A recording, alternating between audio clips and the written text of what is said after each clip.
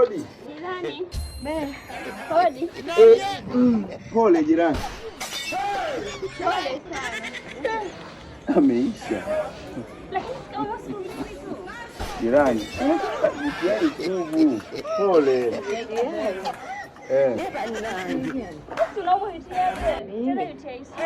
Mimi basi watu ngoja likeko hapa. Pole jirani. Unaendeleaje? Unakunywa maji mengi? maji nakunywa. Vipi unaendeleaje? Dozi umaliza? Dozi gani? Hii ni maajabu. Yaani basi watu wakitudanganya wanatuambia una UTI sugu. Ila sasa dada, sisi tunauza dawa za UTI, yaani hata kama umwe chukua. Maana unaweza kaumwa siku yoyote. Yaani kwa muonekano wako wewe siku yoyote unaumwa. Siku yoyote. Siku yoyote anaumwa. Kwa unavyoniangalia. Kwa naweza nikaumwa. Sio kwa ubaya, lakini sio kwamba naongea kwa ubaya. Yaani kwamba wewe unavyoonekana dada, unaweza ukaumwa siku yoyote, sio kukaa naye karibu. Nikaisha fani. Hivi jamani nyinyi mmetumwa? Tumejituma wenyewe. Yaani tunapenda kuishi vizuri na majirani zetu, ndio maana tunaamua tukuambie.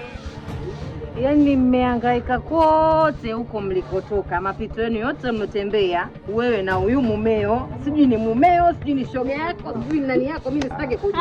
Dada, mbona mambo ya ajabu jamani? Tuna mume wake, Basi ondoa matata. Sijai kuona. Tumeoana sisi. Yaani mtu na mke wake ni kupenda kwetu sisi kukuambia jambo la heri. Ndio mjana mimi na UTI.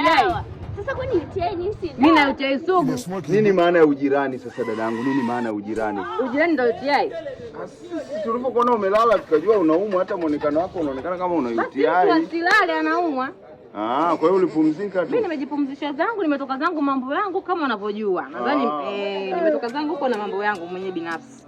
Nimejitokea zangu nimepumzika. Tusamee sisi mama. Tusamee. Sawa, tusamee. Sawa jirani. Twende mkeo. Unaweza ukapigwa eti. Tena naruka vichwa. Naruka vichwa.